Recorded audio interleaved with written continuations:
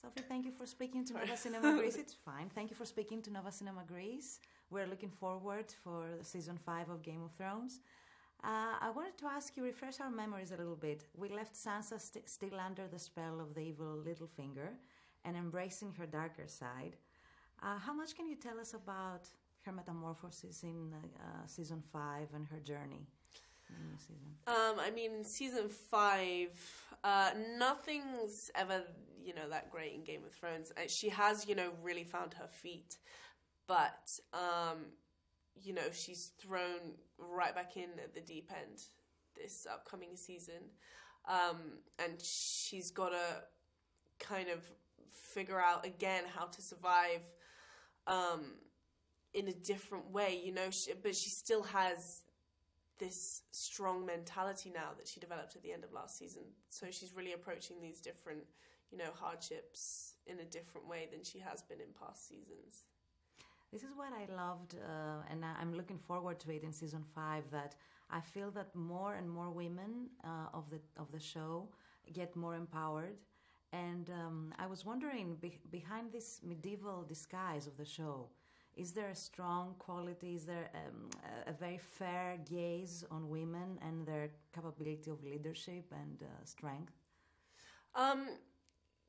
I think that's kind of what makes this show so great, is the fact that, yes, it is in medieval times, and, it was loosely based on the Tudors, when women didn't really have a say in the world. And yeah, they've kind of brought in these characters of these women like Daenerys and Arya and, Sansa, and these characters that can really, kick ass and have power. And yeah, it's very exciting to see them, shed light on women in that sense, even though it's in, medieval times. So, in your opinion, who should win the game? Who should sit on the Iron Throne? I think Littlefinger should. Really? He's so sneaky. I love it. He deserves it. He's great. Amazing. I know that you cannot reveal a lot of things about the plot in season 5, and you shouldn't, because we're all looking forward to watching it without spoilers. So I kind of invented a little game. I'm asking everybody here today to describe their character's condition on season 5 with one word. That's a good question. Describe in one word. Crap. It's a bit crap for her this season. Yeah, that's the word I'm going to describe.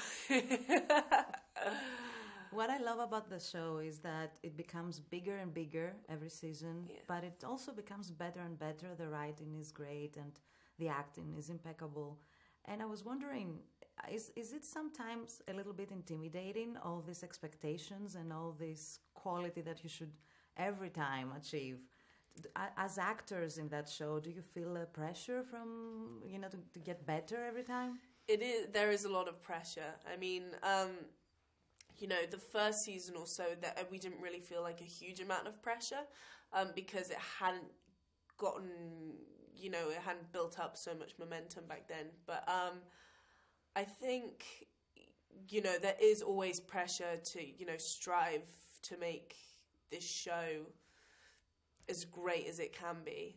And I think, I try and kind of ignore the pressure that's put on us by, like fans who will be like, well, we didn't like that, you got to do better at this season, or we don't like that casting or whatever. And I think, you have to kind of put that out your head and just please the writers and the producers. And if they're happy, then you kind of know that everyone else will be happy.